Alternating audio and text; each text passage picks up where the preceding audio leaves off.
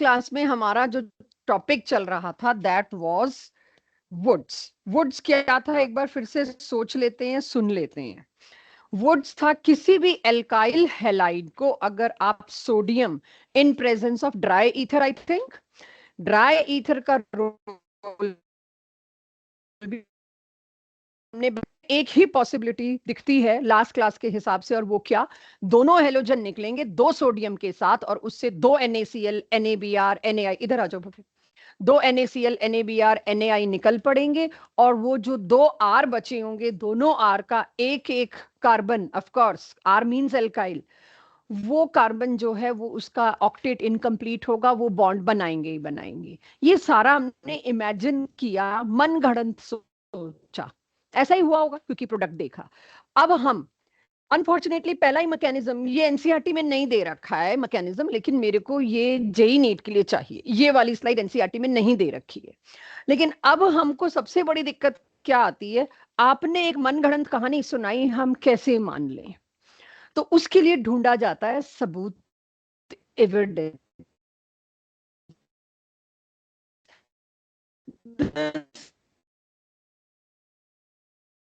कैसे जाते हैं और उनको बताया कैसे जाता है, और एविडेंस ऑफ मेरे को कहता है आप यहां से उतर के रिसेप्शन पे कैसे जाते हो। आपने इमेजिन क्या कर लिया, मैं यहां से स्टेप से उतर के वहां जाती होंगी तो मेरा रास्ता यही होता होगा, और समथिंग जो भी मेरे रास्ते में आएगा उसका ये चेंज होगा, ये होगा। लेकिन जब हम एक्चुअल में देखने गए कि नहीं, ये जो रिएजेंट, ये जो स्पीशीज है, ये हर बार यहां से नहीं उतरती, जब कोई खड़ा होता है तो वो यहां से भी उतर के जा सकती है। तो पॉइंट इज, इनिशियल से फाइनल पहुंचना, रिएक्टेंट से प्रोडक्ट बनाने में रास्ता बहुत इंपॉर्टेंट है, मैकेनिज्म। और क्लास 12th में जाके आप फिजिकल केमिस्ट्री में देखेंगे कौन सा रास्ता सही। सही तो खैर यही देख लेंगे, किस रास्ते में एनर्जी का इन्वॉल्वमेंट कम, जिस रास्ते में इंटरमीडिएट ज्यादा स्टेबल बन रहा होगा। तो अब हम उस डायरेक्शन में जाना शुरू करेंगे। तो वुड्स के मैकेनिज्म को लेके आज तक क्लैरिटी नहीं आई, तभी मैंने कहा अनफॉर्चुनेटली पहला यही आ रहा है क्योंकि पहला रिएक्शन यही है।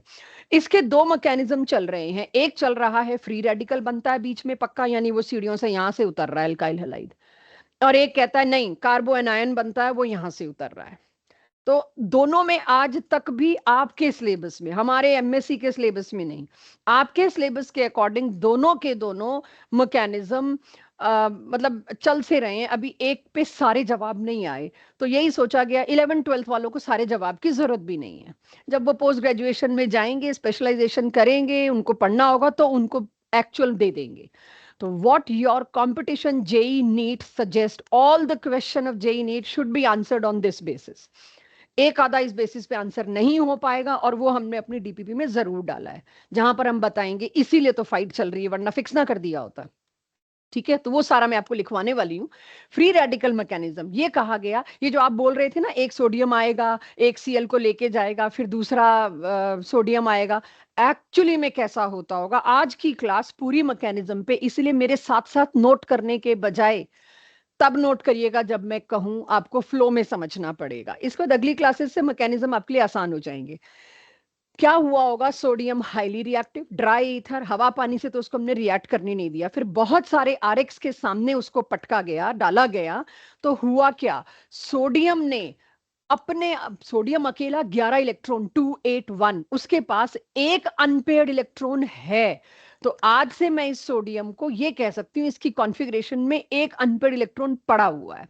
उस एक अनपेयर्ड इलेक्ट्रॉन को क्या चाहिए, पेयरिंग। मुझे पता है सोडियम इलेक्ट्रॉन एक्सेप्ट नहीं कर रहा है, I am no way saying, लेकिन सोचिए मेरी सोच शुरू कहां से हुई। इसके पास एक इलेक्ट्रॉन है, और यहां पर कौन सा लेबाइल, या टू बी वेरी स्पेसिफिक, कौन सा बॉन्ड पोलर है। पोलर बॉन्ड वही है जिसमें हेलोजन और कार्बन पर इलेक्ट्रोनेगेटिविटी डिफरेंस कुछ तो देखने को मिला, और हेलोजन ठीक ठाक नेगेटिव है। तो पोलर बॉन्ड इस सोडियम के रिएक्टिविटी के आगे सरेंडर कर देगा अपने आप को, और यहां से ये कौन सा फिशन हुआ, होमोलिटिक फिशन। इसने डिसाइड किया कि होमोलिटिक फिशन होगा, क्योंकि इसको एक ही इलेक्ट्रॉन चाहिए, बोलने में मुझे डर लग रहा है, चाहिए तो नहीं लेकिन इसके पास अभी एक अनपेड इलेक्ट्रॉन है, तो सामने वाला भी एक अनपेड इलेक्ट्रॉन लेके निकलेगा। इसने डिसाइड किया है होमोलिटिक करिए, हेट्रो नहीं। अगली क्लास में हम हेट्रो भी करेंगे। तो इसने डिसाइड कर दिया, क्यों वो अब पता लगेगा। इस सोडियम ने डिसाइड किया कि मुझे होमोलिटिक फिशन चाहिए, आपका हो गया होमोलिटिक फिशन। होमोलिटिक फिशन होते ही क्या हुआ, Cl अपना एक इलेक्ट्रॉन लेके आ गया। सोडियम के पास पहले ही अपना अनपेड इलेक्ट्रॉन है, इसके पास भी एक अनपेड है। Agreed everybody? ये क्या है, ये है 281 और ये क्या है 287। अब दोनों सामने सामने आ गए। क्लोरीन को है मुझे एक चाहिए, सोडियम को है मेरा एक ले लो। तो सोडियम ने अपना एक क्लोरीन को दिया और उस हिसाब से मैं चलूं तो इस पे पॉजिटिव और नेगेटिव आ गया। NaCl ionic crystal, that too इतना स्टेबल बन जाए तुम इसको तोड़ नहीं सकते। तो क्यों नहीं सोडियम इस क्लोरीन को देख के बरगला तो लेगा ही कि तू कहाँ पोलर बॉन्ड में पड़ा है, निकल के आ, हम एक ऐसा क्रिस्टल बनाएंगे, हमारा रिएक्शन तो दूर की बात है, ये हमें मेल्ट नहीं कर पाएंगे। यही चाहिए ना। चलो रिएक्शन की अलग कंडीशन होती, बट एटलीस्ट इतना तगड़ा क्रिस्टल बनेगा, इतनी ज्यादा लेटेस्ट एंथैल्पी निकलेगी, तुम वेट किस बात का कर रहे हो। That's why these reactions are instantaneous. डालते ही हो जाते हैं। इंस्टेंटेनियस कब होगी कोई चीज, जब आगे बहुत तगड़ी कोई स्टेबल चीज बन रही है। तो NaCl तो अपना बना के निकलता रहा, बाकियों को कहा तुम अपना देख लो। राइट, इतना फास्ट हुआ, बाकी तुम अपना देख लो। तो इस बेचारे के साथ क्या हुआ, इसको तो तुमने रेडिकल बना दिया। कौन सा रेडिकल, अब आप वापस पूरा GOC आपकी आंखों के आगे 2 दिन के अंदर आ जाएगा। अब ये क्या बना, methyl free radical. Methyl free radical is highly reactive intermediate, जिसमें इसका कार्बन जो है वो sp2 हाइब्रिडाइज्ड है, इसका ऑक्टेट पूरा नहीं हुआ। ये सिक्सेस तो नहीं कहूंगी मैं, इसके पास 7 इलेक्ट्रॉन है, सिक्सटेट तो नहीं, 7 इलेक्ट्रॉन है। जनरली इसको माना जाता है इसमें इलेक्ट्रॉन डेफिशिएंसी है। ये 99% इलेक्ट्रोफाइल का रोल प्ले करेगा अगले चैप्टर्स, यानी सॉरी अगले साल। लेकिन कभी कभार ये न्यूक्लियोफाइल का रोल भी प्ले कर सकता है, वो सारा कुछ आपको अगले साल मिलेगा। यही सब पढ़ा है मैंने फ्री रेडिकल में, और तो कुछ पढ़ा नहीं। जो स्टेबिलिटी ऑर्डर पढ़ा है, आज की पूरी क्लास फ्री रेडिकल पे डेडिकेट होगी, पूरी क्लास। तो अब ये फ्री रेडिकल क्या करेगा उस टेस्ट ट्यूब में, पॉसिबल ही नहीं है जी। मैं तो 1 सेकंड के 10वें फ्रैक्शन तक के लिए रुक सकता था, उतनी देर में ये तो इंस्टेंटेनियस है। हजारों मिथाइल फ्री रेडिकल क्रिएट हो गए, हजारों, विद इन अ मिनट। वो हजारों फ्री रेडिकल क्या करेंगे, हमारा तो हो कुछ नहीं रहा, NaCl से वापस तो Cl मिल नहीं रहा हमको, आयोनिक बॉन्ड कौन जाके तोड़े। तो दोनों ने सोचा हम ही ज्वाइन कर लेते हैं, फट जाएगा नहीं तो सब ब्लास्ट हो जाएगा, ये रुक नहीं सकते। तो इन दोनों ने एक दूसरे को ज्वाइन किया और क्या बन गया, इथेन। तभी मैंने कहा था R रेप्लिकेट होता है, आपने R को रेप्लिकेट करना है। This is the mechanism suggested by somebody, और उसको हमने वेरीफाई किया, सब किया और फॉलो किया। अब एक और इस पूरे में देखा गया, या इसी इस मैकेनिज्म से एक सवाल का जवाब नहीं आ पा रहा, और इसीलिए फिर कार्बो एनायन मैकेनिज्म किसी ने सजेस्ट किया। तो कार्बो एनायन और फिर रेडिकल में फाइट चल रही है। इवन आपको 12th में भी इसके बारे में बात नहीं होगी, किसी बुक में क्वेश्चन भी नहीं मिलेगा, जिसमें भी मिलेगा आंसर इससे देना है, provided you should know one thing. अब अगर मैं इस मैकेनिज्म के अंदर रह के बात करूं, पता नहीं टर्शरी अल्काइल हैलाइड क्यों नहीं देते। एंड बार बार मैं कह रही हूं, इसका जवाब नहीं, इसका है क्लास 12th में पहले ही चैप्टर में मुझे देना पड़ेगा एल्काइल हैलाइड्स में, और किताबों में दे रखा है। 11th वाले बच्चे ढूंढने की भी कोशिश ना करें, बहुत पढ़ना पड़ जाएगा। Tertiary alkyl halide do not undergo Wurtz reaction. आप ऐसे कैसे कह सकते हो, उस क्वेश्चन को समझो।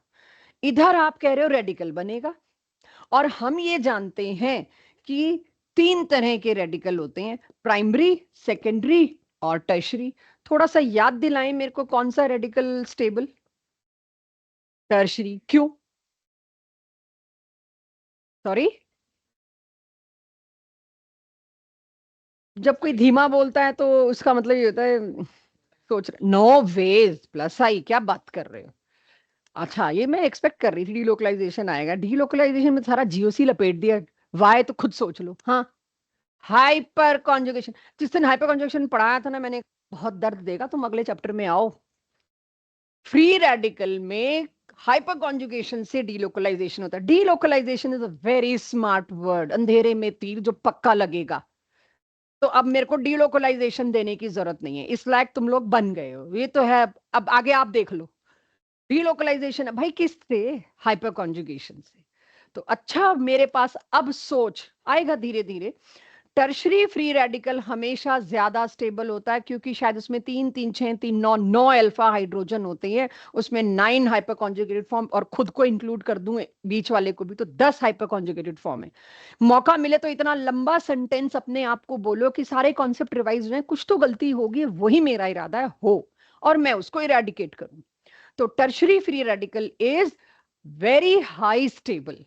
एक तरफ तो आप कह रहे हो ये बॉन्ड टूट के यहां पर जो इंटरमीडिएट बना होगा वो इंटरमीडिएट बना होगा फ्री रेडिकल, और उस इंटरमीडिएट में अगर मैं आपको यहाँ पे एक टर्शरी वाला दे देती, आप कह रहे हो वो रिएक्ट ही नहीं करेगा, मतलब मजाक है।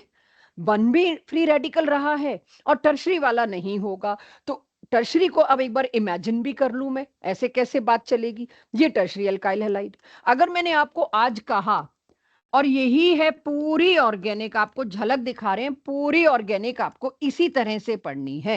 ये मैंने सेकेंडरी एल्काइल हैलाइड बना के दिया आपको, ऐसे ही प्राइमरी बना के नहीं दे रही, ऊपर बनाया हुआ है प्राइमरी मिथाइल वाला।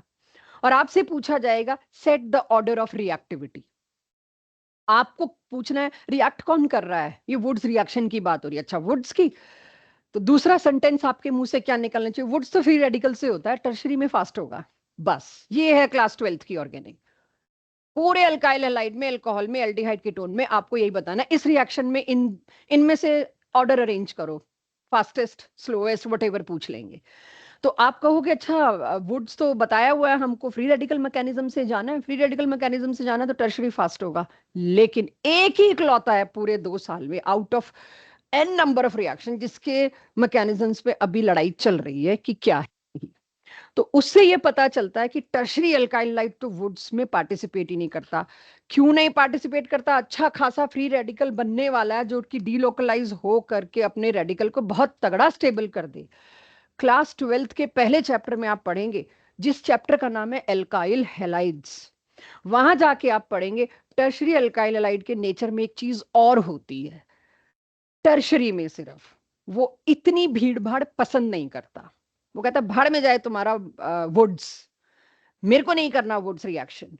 टर्शरी एल्काइल हैलाइड की लाइफ में एक ही नेचर सेट हो जाता है, मेजॉरिटी वो निकालने में लगा रहता है। बिकॉज हम देखते हैं फ्री रेडिकल, ऑब्वियसली अगर बनेगा तो टर्शरी फ्री रेडिकल बहुत स्टेबल बनेगा, but if it is tertiary alkyl halide, that is my next chapter. यहां मैं बिल्कुल फुल स्टॉप लगाऊंगी, इसमें मैं आपका कोई डाउट भी नहीं लेने वाली, क्योंकि आपको पता भी नहीं एलिमिनेशन होता क्या है। तो ये किस चीज में इच्छुक रहता है? टर्शरी अल्काइलाइड। तुम लाओ सोडियम, तुम लाओ मैग्नीशियम, तुम लाओ एक्स वाई जेड, बहुत सारे रिएजेंट अगली ही क्लास में एल्कीन में लेकर आएंगे। अल्काइलाइड के बहुत सारे रिएक्शन हैं, हर एक में टर्शरी चुन के क्या करता है, तुम्हारा जो इरादा है होगा। मेरा पहले से इरादा है, मैंने एलिमिनेट करना है, मैं तो एलिमिनेशन ही करूंगा। और मेरी मजबूरी देखिए, एलिमिनेशन के नाम पे स्पेलिंग लिख रही हूँ, प्रोडक्ट नहीं लिख रही, कि मेरी ऑडियंस अभी नहीं उस प्रोडक्ट को ले सकती। क्लियर है सबको? तो वुड्स में हमेशा याद रखिए, secondary good to go, primary good to go, tertiary not at all. तो वुड्स का लिमिटेशन शायद अब तक आपने नहीं लिखा होगा।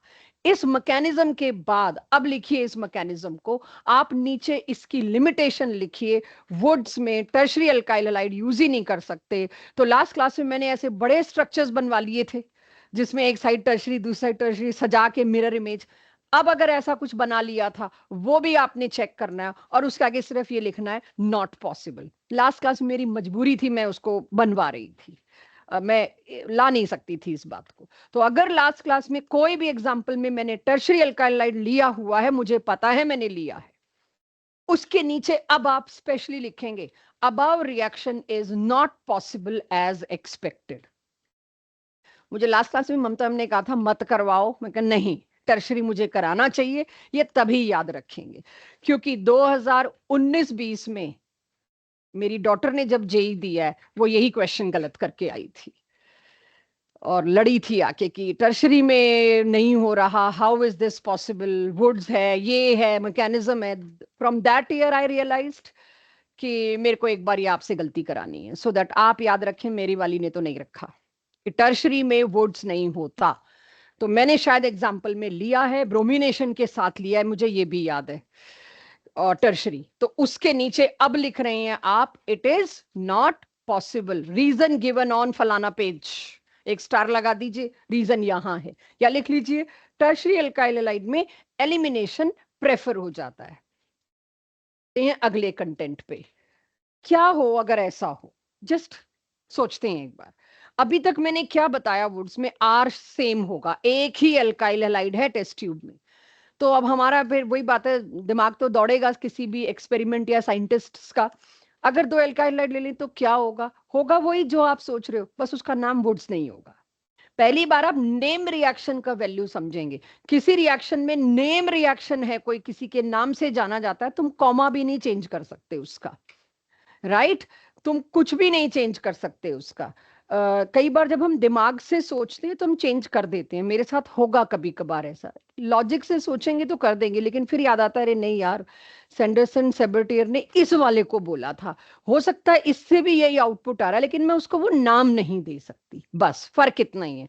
वुड्स का लॉजिक लगाऊंगी अब मैं, ये वुड्स नहीं है, समान वुड्स का है, लेकिन एक गलती है। वुड्स क्या कहता है, दोनों आर सेम होने चाहिए। अब मेरे को तो ये आइडिया आ गया भाई, वुड्स की सबसे बड़ी लिमिटेशन ही ये हो रखी है कि आप सिमेट्रिकल एल्केन नहीं बना सकते हो, दोनों आर डिट्टो सेम। तो फिर एज साइंटिस्ट हमारी जरूरत है कि ऐसा एल्केन बनाना हो जिसमें दोनों आर डिफरेंट हो, तो क्यों नहीं कर सकते हम वुड्स? तो चले हम फैक्ट्री डालने से पहले रिसर्च करने। कोई फैक्ट्री डालेगा पहले साइंटिस्ट को बिठा के कहेगा रिसर्च तो करो कि पता नहीं बम भी बन जाए उसमें। तो पहले तो एनओसी लेनी पड़ती है सरकार से, और एनओसी लेने में सबसे पहले बताना पड़ता है हम बना क्या रहे हैं, उसका पोल्यूशन क्या होगा, उसकी एफिशिएंसी क्या होगी, आसपास वालों पे क्या असर होगा, तब एनओसी मिलती है।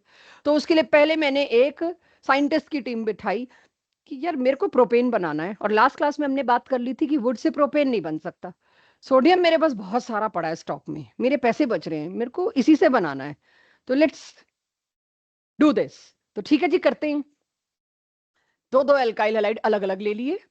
अब दो एल्काइलाइड अलग अलग ले ली, तो मैं ऑन पेन पेपर क्या इमेजिन करती हूँ, जो आप बहुत इमेजिन करेंगे, रोकना पड़ेगा। इसका ये सीएल, इसका ये सीएल, Na लेके चला जाए और 2NaCl बन जाए, और ये आर और आर बन जाए। क्या करना है मेरे को रेप्लिकेट का? बिल्कुल सही बात है, बनेगा। अब आप सोचिए एक टेस्ट ट्यूब में होंगे तो मिलियंस, लेकिन अगर 100 मॉलिक्यूल इसके हैं, 100 मॉलिक्यूल इसके हैं, क्या प्रोबेबिलिटी है कि यही दोनों भिड़ेंगे आके? अब तो मैकेनिज्म भी है मेरे पास, एक फ्री रेडिकल बनेगा CH3 CH2, ethyl free radical, एक फ्री रेडिकल बनेगा ये, और ये खुले घूम रहे हैं टेस्ट ट्यूब में 100 25, तो ये दोनों सामने आ लेंगे। प्रोबेबिलिटी की बात कर रही हूं मैं अपनी मर्जी से। 25 ऐसे ही खुद के सामने आ लेंगे, तो वो भी क्या बना लेंगे, ब्यूटेन सीधे लिख दूं बच्चों? दो 25 26 जितने भी आ लेंगे, दो दो मिलके क्या करेंगे, अपने आप को रेप्लिकेट करेंगे। इस एक टेस्ट ट्यूब में ब्यूटेन भी पड़ा मिलेगा मेरे को, इथेन भी पड़ा मिलेगा, बाकी 50% अगर मेरी किस्मत अच्छी रही तो ये और ये मिल लेंगे, और उससे मेरे को मिलेगा प्रोपेन। एक फैक्ट्री डालने वाला क्या सोचेगा, अपना प्रॉफिट। अब उसको टेस्ट ट्यूब में क्या मिले, तीन तीन एल्केन का मिक्सचर। कहां क्या करूं, पहले तो तीनों को अलग करो। एलपीजी के अंदर मेरे को ब्यूटेन डालना है, इथेन मेरे को कहीं और बेचना है, और उसके साथ जो बना इथेन, ब्यूटेन और प्रोपेन, वो मेरे को कहीं और बेचना है। मेरे को एक प्लांट अलग डालना पड़ेगा इनके आइसोलेशन के लिए। आइसोलेशन भी कमाल का आज पढ़ेंगे हम। इनके बॉइलिंग पॉइंट्स में भी खास फर्क नहीं है कि मैं वो उबाल के वेपर्स अलग करके कंडेंसर में लगा के डिस्टिलेट करके ले जाऊं। तो जितने का ये प्रोडक्ट नहीं होगा, उतने का मेरा खर्चा इसको सिर्फ अलग करने में लग जाएगा। Same goes for lab. Lab क्या चीज बनाता है, जो भी चीज बनाता है लैब को चाहिए 99.9% प्योर, क्योंकि मेरा रिसर्च इफेक्ट हो जाएगा। कौन सी टेक्नोलॉजी में लेके आऊंगी जो इन तीनों एल्केन को आइसोलेट करके एक लैब वाले साइंटिस्ट को, जिसको उसकी फोटो खींचनी है, उसके स्टैगर्ड एक्लिप्स फॉर्म के एंगल नापने हैं। एटम तो हाँ, यहां तुम C और H लिख देते हैं, वहां थोड़ी C लिखा मिलता है, वहां तो डॉट मिलते हैं न्यूक्लियस के, वो तो हिलेंगे, हमारा तो सारा रिसर्च खराब हो लेगा। लैब को चाहिए 99% प्योर, और इंडस्ट्री को चाहिए सस्ता। दोनों में ही फेल हुआ ये। तो ऐसा नहीं है कि आपके पास ऑन पेन पेपर ये रिएक्शन आए तो आप कहोगे दोनों में फेल हुआ तो हम भी फेल, नहीं। आपको तो प्रोडक्ट्स बताने हैं, क्योंकि आपको तो हम फ्यूचर साइंटिस्ट, इंडस्ट्रियलिस्ट या दिमागदार लोगों में लेके आ रहे हैं कि आप हर एस्पेक्ट को सोच सकें। तो यहां आपके पास प्रोडक्ट्स की वैरायटी सोचो क्या हुई। तो सबसे पहले एक बच्चा क्या सोचता है, मैकेनिज्म था, दोनों फ्री रेडिकल, प्रोपेन तो सबसे पहले बनाते हैं हम। फिर जो मेरी भाषा है, किताबों में नहीं लिखा, सेल्फ वुड्स भी तो हो जाएगा, इसमें खुद के खुद में वुड्स होगा, इसके खुद के खुद में वुड्स होगा। तो तीन तो एल्केन बन गए, मिक्सचर ऑफ एल्केन्स। एक ये भी बनेगा इसके अंदर, जो हायर एल्काइल हैलाइड है वो एलिमिनेशन भी कर देता है। अभी एलिमिनेशन की स्पेलिंग से ज्यादा मेरा सिलेबस नहीं है। जैसे जैसे आप ऑर्गेनिक में आगे बढ़ते जाएंगे, एलिमिनेशन आपकी लाइफ में आता जाएगा। तो इस एल्कीन ने बहुत, इस एल्काइल हैलाइड ने, जिसमें एल्कीन बनाने की गुंजाइश थी, इसके पास तो एल्कीन बनाने की गुंजाइश ही नहीं थी, अकेला सी थोड़ी बनाएगा। जिस भी एल्काइल हैलाइड में इतने कार्बन है कि एक एल्कीन बन सकता है, बहुत थोड़ा सा 1 या 2% एल्कीन बनता है। एल्काइल हैलाइड नेक्स्ट ईयर आप पढ़ोगे एनसीईआरटी में, बहुत बड़ा एक बॉक्स है, race between elimination and substitution. कभी एलिमिनेशन जीतता है, कभी सब्स्टिट्यूशन जीतता है। एल्काइल हैलाइड में एलिमिनेशन का भूत हमेशा खड़ा रहेगा उसके सिर पे, कहीं वो भूत डोमिनेट कर जाएगा, कहीं नहीं करेगा। टर्शरी में वो भूत इतना बड़ा हो जाता है कि चाहते हुए भी करने नहीं देगा। प्राइमरी में वो जरा सा रहता है, एलिमिनेशन मुंह मारता रहेगा। तो वो एलिमिनेशन की वजह से एल्कीन बनता है, मैं अभी आपको बता नहीं सकती। नेक्स्ट नेक्स्ट क्लास होपफुली सारी एलिमिनेशन पे डेडिकेट होगी, तो तब हम पता लगा लेंगे। लेकिन यहां कहने का मकसद क्या है, this is what you will be dealing with. एक रिएक्शन के कितने products, what are the products, what can be the products, आपको लास्ट क्लास में बताया था। एनीवेज, यहां अगर आपसे मैं कहूं कितने प्रोडक्ट्स बनेंगे, 1, 2, 3, 4, कितने प्रोडक्ट्स बन सकते हैं? चार, चार बन सकते हैं, ठीक है। और आपसे मेजर माइनर नहीं पूछ सकते इसमें कौन सा ज्यादा बनेगा, आपने देख ही लिया। लेकिन आपसे ये पूछ सकते हैं, क्या ये मेथड सजेस्टेड है प्रोपेन बनाने के लिए? नो। और उसमें नीचे असर्शन रीजन में मिलेगा, because we find mixtures of alkane here. ये क्लास 12th की एनसीईआरटी में लिखी हुई है लाइन, कि this is not suggested method because it will give us mixtures of alkane. हमें वो उनको सेपरेट करने में ही ज्यादा खर्चा हो जाएगा, उतना बनाने में नहीं होगा। Right this quickly. तो इसमें आगे है, ऐसी बात नहीं है। अब हाइड्रोकार्बन चैप्टर प्लीज आप एमएस चौहान से नहीं करेंगे, क्योंकि हर तीसरा क्वेश्चन आप डाउट लेके आएंगे। हाइड्रोकार्बन चैप्टर 12th की एल्काइल हैलाइड में किया जाएगा एमएस चौहान से, क्योंकि इसमें एक एरोमेटिक ले आओगे, एक एलिफेटिक। तो अभी इसमें शुरू ही हुआ है वुड्स फिटिक, फिर आ जाएगा फिटिक, तो वो सारा 12th का हिस्सा है। 11th में इतने को रोकना पड़ेगा। तो एमएस चौहान अगर आप 11th में भी करेंगे तो I will not be taking doubts. 12th में डाउट्स आएंगे ही नहीं, क्योंकि वो सारा 12th ही होगा।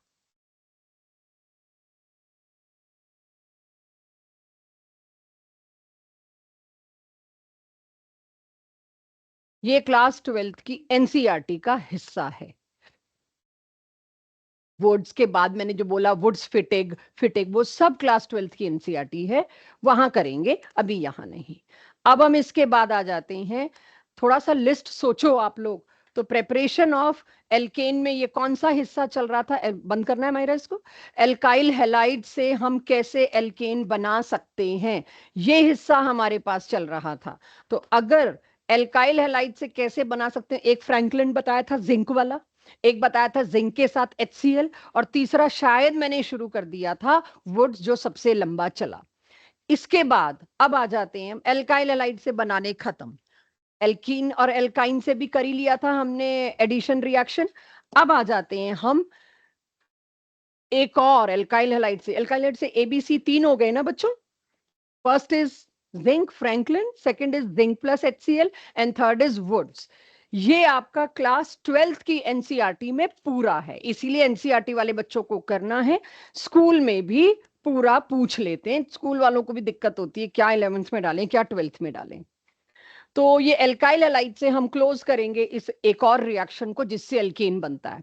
आप देखिए, मैं एक एजेंट का नाम लिखा हुआ है मैंने, ग्रिग्नार्ड्स रिएजेंट, साइंटिस्ट ग्रिग्नार्ड। ये 12th में सबसे ज्यादा बोला जाने वाला वर्ड होगा। इसको हम अपनी एजुकेशन के टाइम हर ताले की चाबी कहते थे, इससे सब कुछ बन जाता है। इससे alkane, alkene, alkyne, alcohol, alkyl halide, aldehyde, ketones, ethers, acids, amines, इससे सब बन जाता है। हर चैप्टर में आपको मिलेगा प्रिपरेशन में ग्रिग्नार्ड तो होगा ही, ग्रिग्नार्ड से तो सब बनता है। तो अब मैं देखूं तो ग्रिग्नार्ड है क्या, किसको ग्रिग्नार्ड बोला है हमने? RMGX। आपके आसपास कोई ऐसा इंसान हो जो सबको हेल्प कर देता है, उसको ग्रिग्नार्ड नाम दे सकते हैं। आप साइंटिफिक पंच होगा ये कि यस ही और शी इज ग्रिग्नार्ड, बिकॉज इससे सब बन सकता है। सो अब आपके पास RMGX में what is R? R is that typical alkyl group. पहली बार मैं मेटल ला रही हूं, पिछले रिएक्शन में लाई हूं मेटल सोडियम, लेकिन सोडियम का मैंने कार्बन के साथ बॉन्ड कभी नहीं बनाया। तो मैं कह सकती हूँ इनऑर्गेनिक केमिस्ट्री और ऑर्गेनिक केमिस्ट्री अब मिल रहे हैं। RMGX, मैग्नीशियम की वैलेंसी 2 होती है, एक साइड वो R के साथ और एक साइड वो X के साथ, X माने हेलोजन। ऑर्गेनिक में मेटल, यानी ऑर्गेनिक और मेटल के बीच में कोई बॉन्ड बन रहा है, it's another category of compounds. ना तो मैं इसको पूरा ऑर्गेनिक में डालूंगी ना इनऑर्गेनिक में, ये कुछ अलग ही चीज आ गई। कार्बन और मेटल में बॉन्ड हम पहली बार देख रहे हैं, अब देखते रहेंगे। तो उस कैटेगरी को बोल दिया गया, ये अलग ही कैटेगरी है। इसको आप इनऑर्गेनिक कंपाउंड नहीं कह सकते, इसको आप ऑर्गेनिक कंपाउंड नहीं कह सकते, इसको क्या बोलेंगे? Organometallics. ऐसे कंपाउंड जिसमें मेटल ऑर्गेनिक के अंदर घुसा हुआ है। तो RMGX इसका एग्जाम्पल। इसको पहले पूरा समझेंगे, साथ साथ नहीं लिखेंगे। इस पे मेरे चारों चैप्टर डिपेंड कर रहे हैं, पांचों चैप्टर अगले साल के। एक आधा पेज डिपेंड कर रहा है। मैंने सैंपल के लिए लिख भी दिए हैं, तो इसको ध्यान से सुनेंगे। इसकी लाइफ में कभी कोई एक्सेप्शन नहीं आना है, कभी कोई स्पेशल केस नहीं आना है। ये बिल्कुल 2+2 4 चलना है, इसने कभी नहीं बदलना अपने नेचर को किसी भी सूरत में। RMGX में ऑर्गेनोमेटेलिक में ये देखिए, मैंने आर की जगह इथाइल लिखा। आपको खतरनाक से खतरनाक circular groups, cyclic groups, branch groups सब लाके देंगे, कोई फर्क नहीं पड़ना, आपने उनको देखना भी नहीं है। आपने सिर्फ एक चीज देखनी है, मैग्नीशियम। कुणाल यहीं रहिएगा, सॉरी प्रणव, ठीक ठाक नींद में हो, सीधे बैठो, सीधे बैठो। बहस का टाइम ही नहीं है यार, बड़े हैं हम, चलता है। सीधे बैठना है, सपोर्ट नहीं लेना पीछे से, बिकॉज मैं और नहीं निभा सकती ऑर्गेनिक में किसी का डाउन होना। तो यहां पर एक ही बॉन्ड सबसे कमजोर है जो अगेंस्ट योर नॉलेज बना। ऑर्गेनोमेटेलिक बॉन्ड कोई लॉजिक ही नहीं है स्टेबल रहे, दोनों का नेचर अलग है। एक कहता है सिग्मा बना शेयरिंग कर, एक कहता है नहीं I believe in total transfer. मैं आयनिक में बिलीव करता हूं और मैं शेयरिंग में बिलीव करता हूं, बड़ी मुश्किल से जुड़े एक साथ। RMGX is this. ये इतना अनस्टेबल बॉन्ड है, इतना इजीली ब्रेकेबल बॉन्ड है कि आप इसको कुछ भी दो। देखिए ये कुछ भी दिए में मैंने क्या किया, ध्यान देना। ये क्या है? वाटर। ये क्या है? एल्कोहल। ये क्या है? अमोनिया। राइट। और अगर मैं नेक्स्ट ईयर के हिसाब से सोचूं, अगर मैंने यहां पर ये लिख दिया, तो अमीन्स फंक्शनल ग्रुप। एक चैप्टर अमीन्स आएगा, एक एल्कोहल। एल्डिहाइड कीटोन रोक लिए मैंने, कितना दे दूं अभी, इतना नहीं आप झेल पाओगे। ये क्या है? अच्छा नीचे कर ही रखा था मैंने, क्यों चेंज किया? नीचे मैंने प्राइमरी अमीन ऑलरेडी दे रखा था। ये अमोनिया, ये प्राइमरी अमीन। ये क्या है बच्चों? Alkyne. Functional group alkyne. Alkyne में ये रिएक्शन फिर आएगा, मैं लूंगी भी नहीं, ऑलरेडी डन लिख दूंगी। उसके आगे स्पेलिंग मिलेगी DONE, क्योंकि ये वहां पे मिलेगा, रिएक्शन हर जगह मिलेगा ये।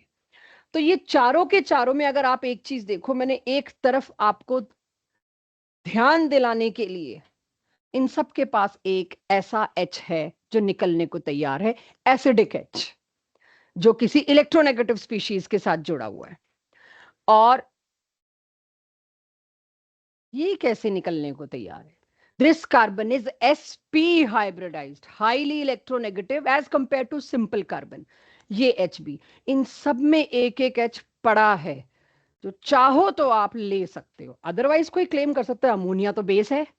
भाई एम्फोट मतलब बेस तो है, बट अब इतना हम पढ़ चुके हैं, कोई पावरफुल बेस आ जाएगा तो इसको एसिड बनना पड़ेगा, कोई पावरफुल एसिड आ जाएगा तो इसको बेस बनना पड़ेगा। ये दोनों साइड करवट ले सकता है। सो इन सारों से क्या हुआ अब वो समझते हैं। इलेक्ट्रोफाइल न्यूक्लियोफाइल कुछ कुछ याद है? Electrophile stands for positive charge, nucleophile stands for negative charge. जैसे ये बॉन्ड टूटेगा, इसमें तो कोई डाउट ही नहीं है मैग्नीशियम पे क्या चार्ज आएगा। इसकी आयोनाइजेशन एंथैल्पी बहुत कम है, दबा के अपने पॉजिटिव चार्ज को एंजॉय करेगा। ले जाओ इलेक्ट्रॉन, मेरे को तो बनाना भी नहीं था। राइट। तो मैग्नीशियम पे पॉजिटिव, कार्बन पे नेगेटिव। इधर कोई डाउट तो नहीं? पॉजिटिव को अगर नेगेटिव से आप बिना पेन पेपर की अपनी आंखों से जोड़ें सिर्फ, तो इस CH2 के साथ आके कौन जुड़ेगा? क्या बना? CH3 क्या होता है CH3 एल्केन, इथेन। इसका कोई वैल्यू ही नहीं है, ब्रांचिंग है, क्या लगा हुआ है, रिंग्स हैं, क्या क्या नहीं है, डबल बॉन्ड्स हैं, ट्रिपल बॉन्ड्स हैं, कोई वैल्यू नहीं है इसकी। ये एज इट इज चल जाएगा प्रोडक्ट के अंदर, इसको कोई हाथ भी नहीं लगा रहा, कोई वैल्यू ही नहीं दे रहा। तुम कुछ ही उठाओ, ब्लू कलर से मैंने H दिखाया। Can I ask you one thing now? ये होते हैं हमारे लिए हायर स्टडीज में, यही क्वेश्चन होते हैं कि बहुत सारे हाइड्रोजन है, कौन सा जाएगा? मैं यहां कलर करके दूंगी, ऑन पेपर आपको स्टार लगा के, या 1 2 3 4 नंबर आपने पिछले टेस्ट में देखा है, मैंने एसिडिक स्ट्रेंथ में 1 2 3 4 नंबर लिख के दिया है। तो अब मैं कोई बड़े से कंपाउंड में 1 2 3 4 नंबर लिख के दूंगी, अब सेम कंपाउंड में, और कहूंगी ग्रिग्नार्ड के साथ सबसे जल्दी कौन जाके रिएक्ट करेगा? तो ग्रिग्नार्ड के साथ कौन रिएक्ट करेगा? जिसका निकलने की इच्छा थोड़ी ज्यादा होगी। यहां तो सारे ही करेंगे, ग्रिग्नार्ड मरे जा रहा है, यहां सारे ही करेंगे। सबसे क्या बनेगा? एल्केन। ये रिएक्शन, इस देखिए मैग्नीशियम के साथ क्या हुआ। ये पहला रिएक्शन ऐसा होगा जिसमें आप लोग बाय प्रोडक्ट्स को पहले बनाने को सजेस्ट किया जाएगा। पहले बाय प्रोडक्ट बना लो, बचा कुचा जोड़ देना। मैग्नीशियम अपनी लाइफ में कोई वैरायटी नहीं रखता, इसको सिर्फ है मेरी 2 वैलेंसी पूरी करो किसी इलेक्ट्रोनेगेटिव के साथ, आई एम आयनिक, मैं निकल जाऊं। मैग्नीशियम के साथ उसका X, सपोज Cl, मैग्नीशियम के साथ उसका Cl लगा हुआ है, और इधर यहां से क्या बचेगा? OH। जो ब्लू कलर किया उसे देखो, blue colour is in this reaction key to at least 20 to 30% reaction in class 12th। H कौन से वाला, और इसका OH कहां गया? अब 12th में इसकी वैरायटी बढ़ती जाएगी, इस ऑक्सीजन के ऊपर 16 स्टार लगा के दे देंगे, आइसोटोपिक ऑक्सीजन। ये कहां गया? इसका आपको पहचानना पड़ेगा कि ये वाला ऑक्सीजन। आप कहोगे एक ही हो, हम पहचान ही लेंगे, अभी जब आगे बढ़ेंगे ना इसके अंदर भी O दिखाई देंगे आपको, तो आपको पहचानना पड़ेगा कि इसका OH किधर गया और H किधर गया। दिस इज ग्रिग्नार्ड रिएजेंट, एक ही तरीके से रिएक्ट करेगा, क्योंकि ग्रिग्नार्ड रिएजेंट वाटर के साथ रिएक्ट कर रहा है, देखा आपने, इसलिए ग्रिग्नार्ड रिएजेंट को भी ड्राई कंडीशंस में रखना जरूरी है। आपने तो सोचा बॉटल में ग्रिग्नार्ड भरा हुआ है, थोड़ा सा ढक्कन पे पानी लगा हुआ था, और वो पानी मिलके ग्रिग्नार्ड को क्या बना गया? एल्केन। आप जब मेरे को देने लाए कि लो जी ग्रिग्नार्ड, अंदर क्या मिला मेरे को? एल्केन। तो ग्रिग्नार्ड को मेरे को ड्राई ईथर में रखना बहुत जरूरी था। फॉर एग्जाम्पल ऐसा ग्रिग्नार्ड दे दूं, मैंने कहा मैं आर के साथ कुछ भी कर सकती हूं, क्या होना है? ये टूटना है? नहीं, क्योंकि MgBr तो प्रॉपर इनऑर्गेनिक बॉन्ड है। कौन सा बॉन्ड टूटना है? Mg और C, कार्बन वाला। Organometallic bond will break as fast as possible. और फिर क्या हुआ? H आ गया, H हम दिखाते नहीं बॉन्ड लाइन नोटेशन में। दूसरी चीज क्या बनी बच्चों? मैग्नीशियम के साथ Br और OH।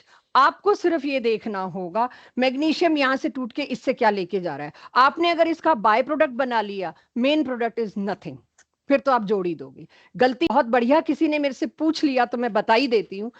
क्या होगा यहां पे? बनाते हैं प्रोडक्ट बच्चों, X Mg के साथ लगा ही रहेगा, इधर से क्या निकल के जाएगा मैग्नीशियम के साथ?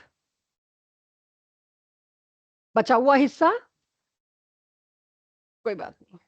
देखो इधर दोबारा देखो सभी लोग, चेक। मैं यहां पर आपको दे रही हूं RMgX, R कुछ भी हो सकता है। होना क्या है यहां पर? R पर और Mg पर बॉन्ड टूटना है, राइट? जो भी चीज होगी यहां मैं उसको नेगेटिव लगा दूं, कार्बन है मुझे पता है, इस पे क्या लगा दूं? पॉजिटिव। यहां पर क्या है? इस पर पॉजिटिव। पहले तो पॉजिटिव को नेगेटिव से जोड़ के साइड पे हट लो, राइट? तो आर जो है, और मैंने ये भी बोला इस आर में मैं कुछ ही कर सकती हूँ, उस आर को मत देखना अभी। आर के साथ क्या लगाया बच्चों? H। एल्केन को तो एक पासे कर दो, बन गया। ये मतलब ये एल्काइन की वजह से ही मेरे को ये कहानी कभी नहीं भूलती जो उन बच्चों के साथ हुआ था। और यहां पर आप अब क्या करोगे? मैग्नीशियम के साथ एक X तो लगा हुआ है, दूसरी चीज क्या है? आंख बंद करके लगाइए, C ट्रिपल बॉन्ड CH, सोचना भी नहीं है। जस्ट लाइक 2 + 2 4, हर बार यही होगा। कोई H प्रोवाइडर आ गया, वो ग्रिग्नार्ड के साथ एक ही काम करेगा, ग्रिग्नार्ड को अपना H दे के बचा हुआ हिस्सा मैग्नीशियम को दे के सेटल कर लीजिए। Note, good doubt. Carboxylic acid, ये दोनों साल है, इस साल भी और अगले साल भी। तो कार्बोक्सिलिक एसिड चैप्टर जो हमारा होगा अगले साल कार्बोक्सिलिक एसिड, उसमें फिर आएगा। इसको भी पहले सुनना, मेरे 5-7 सवाल देना, सवालों के जवाब देना, गलती करना फिर नोट करना अपने हिसाब से। डी कार्बोक्सिलेशन, डिफॉरेस्टेशन का मतलब क्या होता है? डिफॉरेस्टेशन बताने की जरूरत तो नहीं क्या मतलब होता है। डिहाइड्रेशन का मतलब क्या होगा? वाटर का रिमूवल। डिहाइड्रोजिनेशन का मतलब क्या होगा? हाइड्रोजन का रिमूवल। उसी तरह से डी कार्ब ऑक्सीलेशन, कार्बन और ऑक्सीजन दोनों को अगर रिमूव करता हुआ दिखे कोई रिएक्शन, उसको जनरल कैटेगराइज कर दिया, अरे तो डीकार्बोक्सिलेशन है। कौन कर रहा है वो अलग बात है, लेकिन अगर आगे किसी भी रिएक्शन में आपको कार्बन डाइऑक्साइड रिमूव होता मिलता है, कार्बन और ऑक्सीजन रिमूव होता हुआ मिलता है किसी एक मेन ऑर्गेनिक कंपाउंड से, जिसका आईयूपीएसी नेम आपको आता है, स्ट्रक्चर आपको आता है, और उसमें से CO2 या CO मतलब कार्बन और ऑक्सीजन निकल रहा है, उस रिएक्शन को हम जनरली बोल देते हैं डी कार्बोक्सिलेशन रिएक्शन। तरीके अलग अलग हो सकते हैं। तो अगर मैं कोई carboxylic acid lie, I hope soda lime दिख गया, लाइम सोडा मत कर देना बच्चे, बहुत इसको लाइम सोडा कर देते हैं। ये पीने का ड्रिंक नहीं है, और ये हमारे को कॉपी में बड़ी प्रॉब्लम होती है। सोडा लाइम की जगह लाइम सोडा लिख के आते हैं, नंबर नहीं देंगे स्कूल वाले और बोर्ड्स वाले अगर आपने वो ड्रिंक का नाम लिख दिया यहाँ पे तो। It is soda lime. अब ये सोडा लाइम क्यों है, शायद आपको पता चल जाए। इसको क्या कहते हैं सीईओ क्लास 10th? कुछ लाइम वाइम ही कहते हैं इसको, क्विक लाइम की स्लैक लाइम। चलो लाइम वहां से आया, ये तो हमें पता चल गया। सोडा कहां से आया वो भी देखते हैं। सोडा शायद ये ब्रिस्क इफेंसेस है ना, बबल्स, ये शायद यहां से आया है। तो एनीवेज अब इसमें नोट नहीं कर रहे हैं, पहले समझ रहे हैं। कार्बोक्सिलिक एसिड लाएंगे आप, और उसको सोडा लाइम, इन दोनों को कह के कहा गया। बोर्ड का क्वेश्चन है 1 मार्कर, और अब तो स्कूल में what is soda lime, where it is used. Soda lime is a reagent formed by the combination of CaO and NaOH. It has only one role. Full organic, it has only one role, decarboxylation. Right? अब मैंने acid को दिया। सबसे पहले I hope we all know acid क्यों था इसका नाम। इसका एक H निकलने को तैयार है, पीछे कार्बोक्सिलेट आयन बनता है जो रेजोनेंस की वजह से स्टेबलाइज्ड है, H बड़े आराम से निकल जाएगा। ये कौन है भाई? बेस। इससे स्ट्रॉन्ग बेस कहां से लाऊं? One of the strongest base तो बड़ा डेस्टाइंड था है, ये तो निकल लेंगे H और OH। और Na किसकी जगह आ जाएगा? COONA। आपने सोप वगैरह में भी पढ़ा होगा, sodium salt of acid is soap, है ना, पढ़ के आए होंगे थोड़ा बहुत। तो सोडियम सॉल्ट ऑफ एसिड बन गया। इस सोडियम सॉल्ट ऑफ एसिड के बनते, अभी तो सोल्यूशन में सोडा लाइम पड़ा हुआ है, फिर से ये इससे रिएक्ट करेगा, और फिर से जब ये रिएक्ट करेगा, देखना मैं एक बबल बनाऊंगी, क्या क्या चीजें निकली, उसमें कुछ गलती होगी तो आप पकड़िएगा। राइट? उससे थोड़ा मैं हेल्प लूंगी।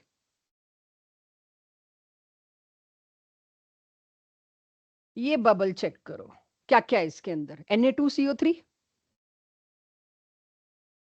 Na2CO3, sodium carbonate, very stable thing formed, बन गई।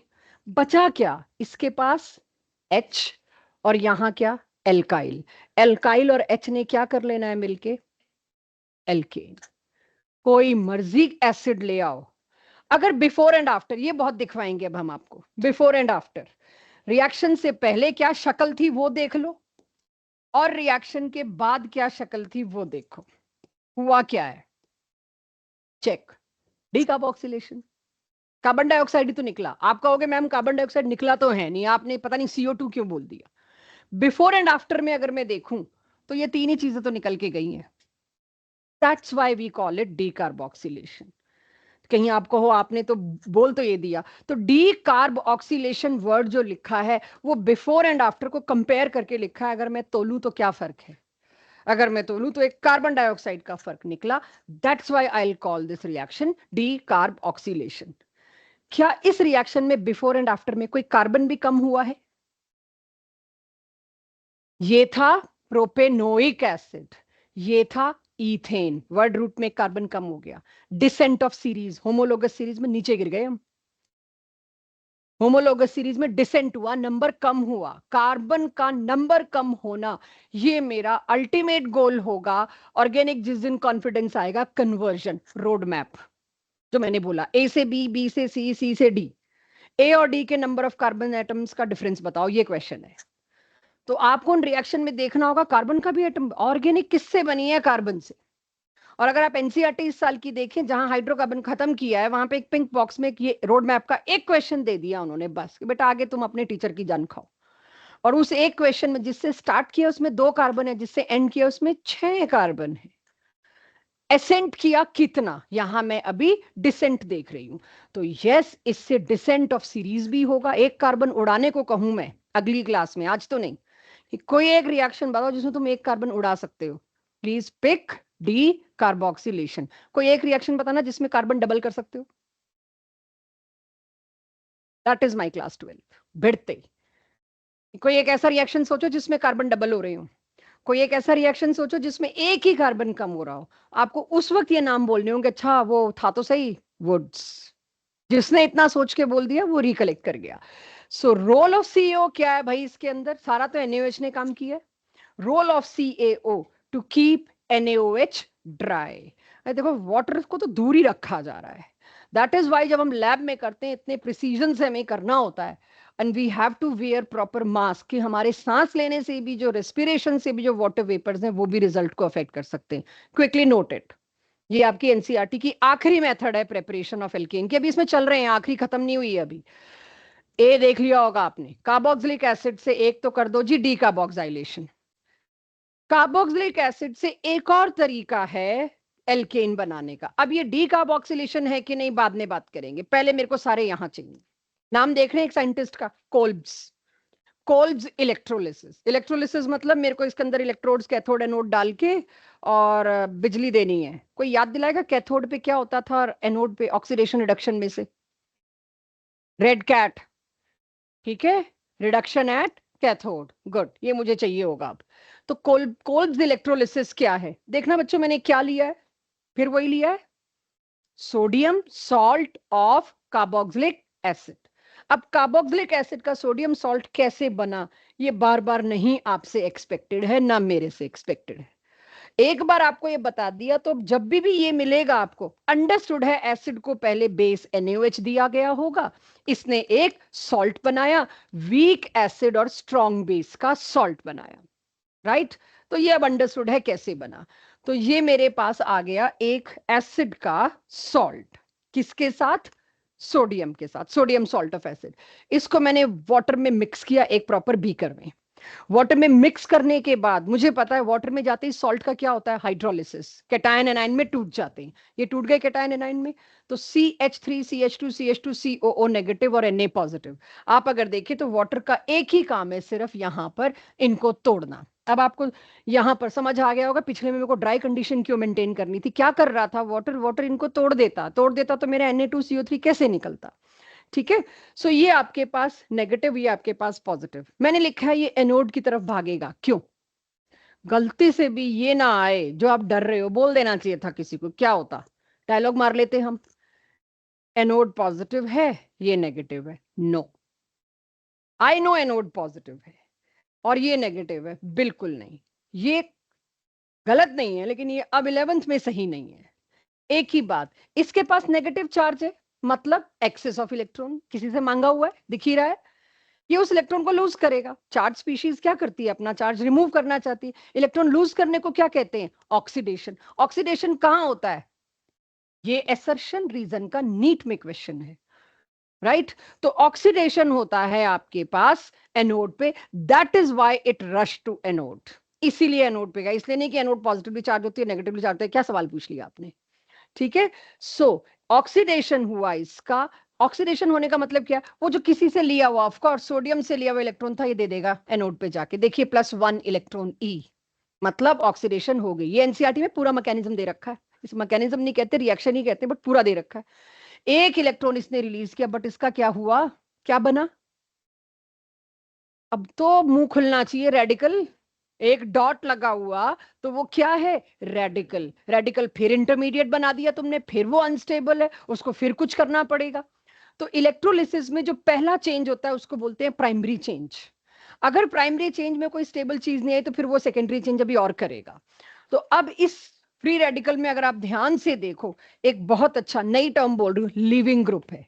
लिविंग ग्रुप वो होता है जो अंदर के बजाय बाहर ज्यादा स्टेबल है। कार्बन डाइऑक्साइड, जिससे हम इतना green house gases, green house effect से इतना स्ट्रगल कर रहे हैं, उसमें सबसे बड़ी चीज तो कार्बन डाइऑक्साइड ही है।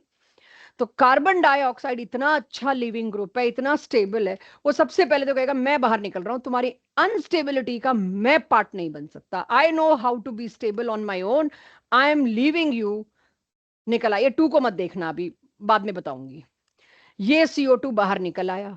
CO2 तो बाहर निकल आया, पीछे पीछे बेचारे प्रोपाइल का क्या हुआ, उस पे आ गया ये धब्बा, डॉट, ये फ्री रेडिकल।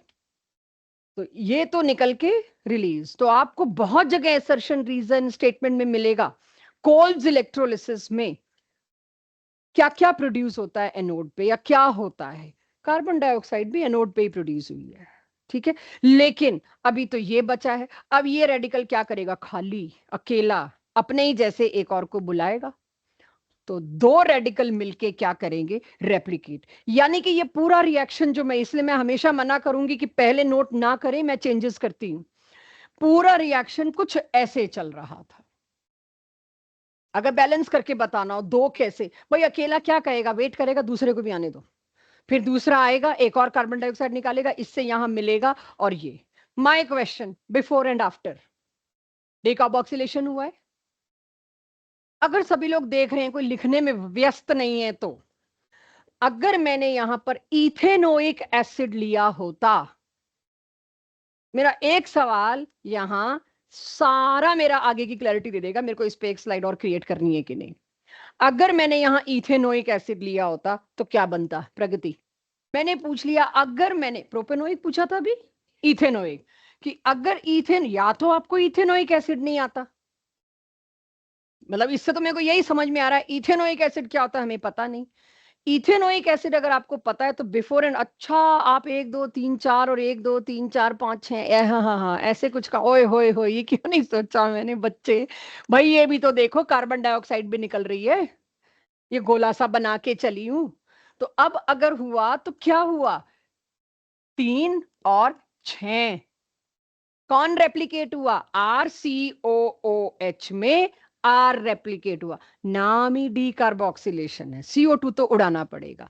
तो इसका अगर अब मैं पूछूं तो क्या बनेगा, ये तो उड़ना है जी, एसिड का ये मैं कुछ नहीं कर सकती, ये तो उड़ना है, इसको रेप्लिकेट कर दो। तो आंसर क्या आया, एनसीईआरटी का क्वेश्चन पूछती हूँ पहले, क्या इस मेथड से प्रोपेन बनना संभव है, क्या मैं इस मेथड से प्रोपेन बना सकती हूँ। 4 ऑप्शन दे रखे होंगे, किससे प्रोपेन नहीं बना सकती या किससे प्रोपेन बना सकती, ये आपको सवाल झेलने हैं आज के टेस्ट में।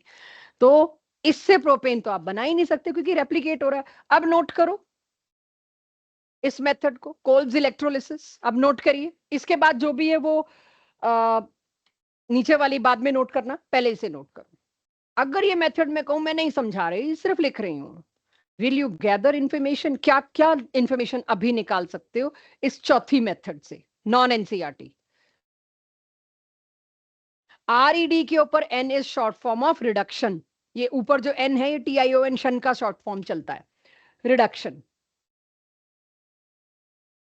रिडक्शन का मतलब लास्ट क्लास में भी एडिशन रिएक्शन में मैंने आपको बताया था, एल्कीन और एल्काइन के रिडक्शन में वही चीज, इधर भी H लगा दो, इधर भी H लगा दो, चलेगा। लास्ट क्लास में प्लेटिनम पैलेडियम निकल विद H2 थे, आज HI विद रेड फास्फोरस है। इन दोनों का क्या होगा ये अगले साल आएगा, एनसीईआरटी में ही आएगा, बट किसी और रिएक्शन में, इसीलिए अभी हम नहीं ले रहे। यहां पर पाई बॉन्ड तो वैसे ही टूटने को तैयार है, और CO पोलर बॉन्ड वो भी टूटने को तैयार है। चेक मैं क्या कर रही हूं, इसका क्या होगा, H2O से अच्छा लिविंग ग्रुप क्या ही लाओगे, हमारी बॉडी में भी 80% है, इतना स्टेबल है H2O। और इसका क्या होगा, एल्केन। रिडक्शन का सीधा साधा मतलब बहुत कम जगह आएगा, वो है एडिशन ऑफ हाइड्रोजन या एनी इलेक्ट्रोपॉजिटिव स्पीशीज। तो इनमें मैंने सिर्फ 2 एग्जांपल लिखे because this will go in class 12th। Just एक इंट्रो दिया है कि एल्केन बहुतों से बनता है भाई, कहीं ये मत सोचना 3 ही मेथड है, जस्ट आपको एक विंडो छोड़ी है कि इस विंडो से अगले साल घुसेंगे पूरे कमरे में। कॉरे हॉज रिएक्शन, हाउस नहीं है ये, कॉरे-हॉज रिएक्शन। प्रोनाउंस ऐसे करते हैं आप, लिखना तो वैसे प्रोनाउंस ऐसे करो जिससे स्पेलिंग की गलतियां ना हो, तो हाउस करो मेरी तरफ से, स्पेलिंग नहीं गलत होनी चाहिए। अब पेन छोड़ दो जरा, पहले समझो गिलमैन क्या है। ग्रिग्नार्ड समझ गए थे हम थोड़ी देर पहले, वुड्स तो आ ही गया हमारी लाइफ में अब। गिलमैन ग्रिग्नार्ड दोनों झीझी हैं, बट दोनों बहुत अलग हैं। ग्रिग्नार्ड को साइड में रख देते हैं, RMGX। यानी इतना तो समझ आ गया, ग्रिग्नार्ड वाले दिन ही मैं गिलमैन करा रही हूँ, ये सही टाइम है गिलमैन कराने का, दोनों एक से हैं क्योंकि, ठीक है, ये मेरी चॉइस है, ये मैं कराऊं। आई डोंट नो बुक्स कब लेंगी, बट ये एक टीचर की अपनी डिवीजन होती है कौन सी रिएक्शन कहाँ कराने, क्योंकि कोई भी कहीं भी करा दो, हर जगह सूट हो रहे हैं। सो उस हिसाब से गिलमैन मैंने यहां पर लिया क्योंकि यहां पर ग्रिग्नार्ड आता है। अगर अगेन आपका यही पीछा नहीं छोड़ रहा है, अगर आप देखें तो एल्काइल हैलाइड, तो एल्काइल हैलाइड को अगर आप लिथियम से कराओ, मैंने थोड़ी देर पहले एल्काइल हैलाइड को किससे कराया था, मैग्नीशियम से, तो कौन आया था हमारे पास, ग्रिग्नार्ड रिएजेंट। अगर उसी एल्काइल हैलाइड को मैं लिथियम से कराऊं, तो ये भी एक ऑर्गेनोमेटलिक कंपाउंड है, कार्बन का लिथियम से बॉन्ड। लेकिन कार्बन का ये जो लिथियम से बॉन्ड है, वो उसको मैं फिर एक और चीज से रिएक्ट करा रही हूं, ठीक है। वो एक और चीज क्या है, कॉपर का आयोडाइड। कॉपर के आयोडाइड से जब इसको रिएक्ट कराया, लिथियम को कुछ इनऑर्गेनिक दिखा, सांस आई, उसके साथ निकल लिया, ऑर्गेनिक के साथ तो उसको नहीं रहना, तो यहां पर lithium iodide. But in return what happen, मैंने 2 लिखा है, यानी इसमें क्या हो रहा है, बस यही स्टेप समझने वाला है। कॉपर जो था वो 2 2 R, कॉपर की वैलेंसी 2 भी हो सकती है, 1 भी हो सकती है, वेरिएबल होती है इसकी ऑक्सीडेशन स्टेट, आप पढ़ चुके हैं। सो कॉपर की ऑक्सीडेशन स्टेट या वैलेंसी कुछ ही कह लीजिए अभी 2 हो सकती है, R2Cu। कॉपर ने 2R डिमांड की है, मुझे 2 चाहिए, राइट। कॉपर ने 2R के साथ बॉन्ड बनाया, उसके चक्कर में जब 2R के साथ बॉन्ड बनाया तो लिथियम, लिथियम इसी के साथ बाहर लगा हुआ है, और ये स्क्वायर ब्रैकेट वाले केसेस अगर आप देखेंगे तो आपको पहले भी बताए जा चुके हैं, they are coordination compounds, they are complex, जो नॉर्मल बॉन्डिंग से समझाए नहीं जा सकते हैं। 12th में पूरा चैप्टर आता है इस पे। R2Cu अगर मैं देखूं तो इसके ऊपर आया नेगेटिव चार्ज, अभी आपको नहीं पता नेगेटिव चार्ज क्यों आया, बट आया। उस नेगेटिव को बैलेंस करने के लिए लिथियम इज हैप्पी हेयर, क्योंकि ये तो आयनिक जैसा लग रहा है कुछ, नेगेटिव को न्यूट्रलाइज करने के लिए I am coming as lithium positive, तो ये उस नेगेटिव को कंप्लीट करने के लिए पहुंच गया और एक Li एक I के साथ निकल लिया। ये थोड़ा सा आपके लिए क्रैमिंग आएगी क्योंकि इनऑर्गेनिक रिएक्शन का हिस्सा आ गया, यहां पर 2 + 2 4 नहीं दिखेगा, ऐसा होता है तो होता है। तो यहां पर गिलमैन रिएजेंट बनता कैसे, सिर्फ वो दिखा रही थी मैं लेके आ रही हूं कहीं से गिलमैन। आपको गिलमैन बनाना या नहीं बनाना वो बात की बात है, बट आपको पता होना चाहिए, जैसे RMGX ग्रिग्नार्ड है, वैसे ही गिलमैन क्या है, R2Culi। If I find R2Culi somewhere, it means it is nothing but Gillman, और गिलमैन को एक ही बंदा डील कर रहा है, कॉरेहॉज। गिलमैन एक ही जगह आएगा, दैट इज कॉरेहॉज। तो अब मैंने क्या किया, गिलमैन रिएजेंट बनाया। एक बात सुनिएगा और बताइएगा सही कि गलत। गिलमैन रिएजेंट में दोनों आर सेम होते हैं, चेक सोच के, क्योंकि वो एक ही एल्काइल हैलाइड से मांग रहा है। यस, गिलमैन में दोनों आर सेम होते हैं, अगर मैंने कहीं Cu के साथ अलग अलग आर लिख दिए वो गिलमैन नहीं है। तो ये हो गया मेरे पास गिलमैन क्या होता है, मेरा रिएक्शन यहां से शुरू होता है। अब तक तो मैं गिलमैन समझा रही थी, लाऊं कहां से, कॉरेहॉज रिएक्शन ये है। गिलमैन रिएजेंट लिया, उसको एक और डिफरेंट एल्काइल हैलाइड दिया, R डैश। R डैश मतलब it is not R, R dash. अब क्या इनमें समझौता हुआ, एक R इसका, एक R इसका, R R डैश। अब तक आप देख रहे हो हर जगह एल्केन बनाने में या ऑड बन रहा है या सिमेट्रिकल, मतलब ऑड नहीं बन रहा, प्रोपेन आदि मेथड से आप नहीं बना पा रहे, आप ना कर रहे हो। किसी जगह पे वुड्स आया जिसने कहा चलो जी ये भी बन सकता है, वहां टर्शरीनी रोल प्ले करा, हर जगह तो एक लिमिटेशन खड़ी हुई है। कोई तो एक रिएक्शन मेरे को दे दो जिसमें आंख बंद करके मैं वो सारी चीजें बना सकूं जो पिछले वालों ने मना कर रखी हैं, ये है वो रिएक्शन। उसके लिए कॉरेहॉज ने कहा तुम्हारी मर्जी है कोई भी R डैश उठा लाओ, तुम्हारी मर्जी है कोई भी R उठा लाओ। जब हमने ये किया, एक R इससे आया, एक R इससे आया, दोनों ने मिलके एक कॉम्प्लिकेटेड एल्केन बना दिया। कॉम्प्लिकेटेड का मतलब क्या, मेरी डिमांड थी मेरे को एक ऐसा एल्केन बनाना है जिसमें एक साइड टर्शरी हो, आपने देखा टर्शरी वाला एलिमिनेशन की तरफ भागता है, उसकी इच्छा होती है, मैं एक ऐसा एल्काइल हैलाइड लाई जो टर्शरी है, तुम इसका वुड्स नहीं कर सकते, और मैंने इवन नंबर की जगह ऑड नंबर डिमांड कर लिया तो तुम इसका बहुत और सारी चीजें जो हमने करी वो नहीं कर सकते, डीकार्बोक्सिलेशन वगैरह, वो लंबे रास्ते हैं। पॉइंट इज गिलमैन से एक आर और एल्काइल हैलाइड से दूसरा आर जोड़ दीजिए, तो मैं एल्काइल हैलाइड का ये आर इसको किसके साथ जोड़ दूं, ऐसा अनसिमेट्रिकल एल्केन जिसमें एक साइड टर्शरी और एक साइड प्राइमरी है, ऐसी टिपिकल कंडीशन मेरी बहुत कम रिएक्शन मीट कर पा रहे थे जिसमें कोरे-हॉज वाज 1। और ये खास करके पॉपुलर है साइक्लिक वाले खतरनाक स्ट्रक्चर्स के लिए, एक आर इससे उठा के ले आओ, एक आर इससे उठा के ले आओ, बना दो। This is Corey House reaction. Yes it is little difficult, but सारे इजी का तो हम वादा भी नहीं कर रहे। लिखिए इसको, कोरे-हॉज को। डीपीपी में इसकी बहुत अच्छी प्रैक्टिस है, रोड मैप दे रखा है इसके ऊपर मैंने, एबीसी वाला जरूर करिएगा, डाउट आए तो जरूर लाइएगा। वो एक क्वेश्चन जो मेरी डीपीपी में वो आपको बताएगा टफ क्वेश्चंस कैसे आते हैं, अगर आते हैं, अभी मैंने टफ एक ही दिया है। Corey House reaction best for preparing unsymmetrical alkane, that too with a tertiary group. Tertiary group के साथ अगर आपको कुछ बनाना है एल्केन, तो आप जब बनाने चलोगे ना, जब थोड़ा और आगे बढ़ लो, पढ़ लो, अभी तो 11th के छोटे से रिएक्शन है, कोरे-हॉज के अलावा आपको मिलेगा कुछ नहीं। तो एक आइसोमेरिज्म तो था स्ट्रक्चरल जो हम छोड़ आए जीओसी में, रिंग चेन पोजीशन वगैरह वगैरह। फिर उसके बाद शुरू हुआ स्टीरियो। स्टीरियो में एक हमने पढ़ा रोटामर्स, कन्फॉर्मर्स, या जो भी आपको शब्द अच्छा लगे आप उसे उठा लो। एक और तरह का है ज्योमेट्रिकल। आपको याद होगा जिस दिन मैंने आइसोमेरिज्म बताया था उस दिन मैंने कॉन्फर्मेशन के नीचे क्या लिखा हुआ था, ज्योमेट्रिकल, और उसके भी नीचे क्या लिखा हुआ था, ऑप्टिकल, और ऑप्टिकल के आगे लिखा था +2। ज्योमेट्रिकल आइसोमेरिज्म क्या होता है, सबसे आसान, अगर कोई पूरे चार्ट में आइसोमेरिज्म है तो ज्योमेट्रिकल। अगर मैं आप लोगों से पूछूं ये सिर्फ साइक्लोएल्केन में या एल्कीन में, ये साइक्लोएल्केन है, इस पे तो एग्री करते हैं। मैं कहती हूँ ये दो, क्या इनमें कोई स्पेस में ओरिएंटेशन में फर्क है शगुन, इन दोनों में?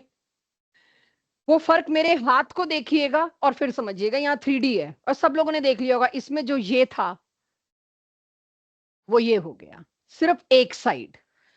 क्या ये रोटेशन फ्री थी, बिना बॉन्ड तोड़े पॉसिबल थी?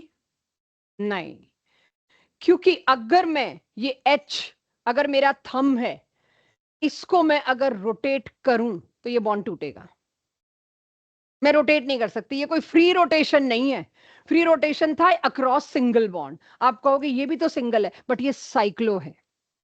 साइक्लो में अगर तुम एक ही को रोटेट करोगे तो इस बॉन्ड का क्या होगा, ये भी नीचे जाएगा, टूटेगा। आप इसको ऊपर रख रहे हो, इसको नीचे तो नहीं ला रहे, तो this is not free rotation. कोई मेरे को इसका डीबीई बताएगा? फुल फॉर्म ना देना मेरे को डीबीई की, कोई मेरे को डीबीई बताएगा इसका कितना? 1, एक ही साइकिल है।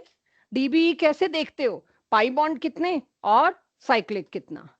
यानी तब एक बात आपको मैंने बोली थी, डबल बॉन्ड यानी एक पाई बॉन्ड और एक साइकिल, रिस्पेक्ट बराबर देना। क्यों बोला था? ना इसमें फ्री रोटेशन पॉसिबल है, अगली क्लास एल्कीन, ना इसमें फ्री रोटेशन पॉसिबल है।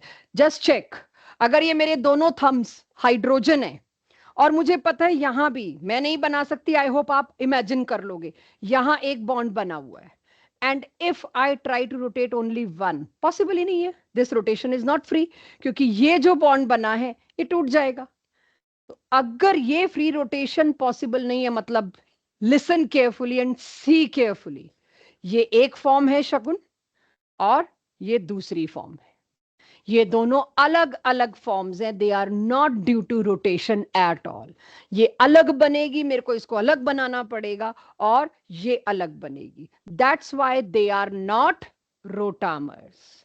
रोटामर्स नहीं है ये, ऐसे फॉर्म्स जो रिस्ट्रिक्टेड रोटेशन वाली जगह मिलते हैं, जिनमें अरेंजमेंट का एक ही फर्क होता है, और वो फर्क दोनों सेम साइड, दोनों सेम एक दूसरे के ऑपोजिट या डायगोनल, उस आइसोमेरिज्म को कहते हैं ज्योमेट्रिक आइसोमेरिज्म। आज ज्योमेट्रिक आइसोमेरिज्म की आप डेफिनेशन नहीं लिखेंगे, वो अगली क्लास में जाएगी जब एल्कीन साथ लाऊंगी, लेकिन आज सिर्फ समझने का काम है। इस फॉर्म को क्या बोला गया? Cis, similar at same side. इस फॉर्म को क्या बोला गया?